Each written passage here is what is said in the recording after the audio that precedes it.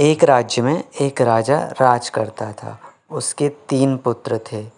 तीनों को लेकर उसको ऐसा विचार आया, क्यों ना इन्हें एक ऐसी शिक्षा दी जाए जिससे ये समय आने पर राजकाज को अच्छे से संभाल सकें। इसी विचार के साथ राजा ने सभी पुत्रों को दरबार में बुलाया और कहा कि तुम तीनों जाओ और नाशपाती का पेड़ कैसा होता है वो मुझे बताओ।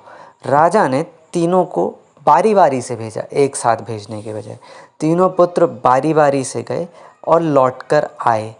सभी पुत्रों के लौट आने पर राजा ने सभी को दरबार में बुलाया और उस पेड़ के बारे में बताने को कहा। पहला बेटा बोलता है, पिताजी वह पेड़ तो बिल्कुल टेढ़ा मेढ़ा और सूखा हुआ होता है। नहीं नहीं, वो तो बिल्कुल हरा भरा था, लेकिन शायद उसमें कुछ कमी थी, ऐसा उनका दूसरा बेटा बोलता है। दूसरा बेटा कहता है कि उसमें तो फल नहीं लगे थे, लेकिन वो हरा भरा था। तीसरा पुत्र बोल पड़ता है कि भैया लगता है आप दोनों ही कोई गलत पेड़ देख के आए हो। मैंने जो पेड़ देखा वो हरा भरा तो था ही, उसमें फल भी बहुत ही शानदार लगे हुए थे। अब तीनों बेटे आपस में लड़ने लगे। तभी राजा ने विवाद शांत कराते हुए बोला, तुम तीनों शांत रहो, मैं समझाता हूँ। तुम्हें आपस में बहस करने की कोई ज़रूरत नहीं है। तुम तीनों ही सही वृक्ष देख कर आए हो और उसका वर्णन भी सही कर रहे हो।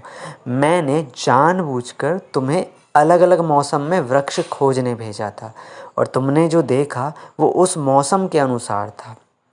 मैं चाहता हूँ कि इस अनुभव के आधार पर तुम 3 बातों को अपने मन में बिठा लो। कौन कौन सी वो 3 बातें हैं देखते हैं हम लोग। पहली बात, किसी चीज़ के बारे में सही और पूरी जानकारी चाहिए तो उसे बहुत लंबे समय तक देखना परखना चाहिए।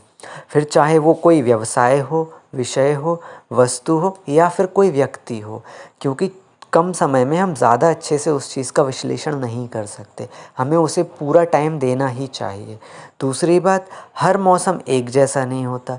जिस प्रकार वृक्ष मौसम के अनुसार सूखता है, हरा भरा रहता है या फलों से लदा हुआ रहता है, उसी प्रकार व्यापार, मनुष्य के जीवन आदि में भी उतार चढ़ाव आते रहते हैं।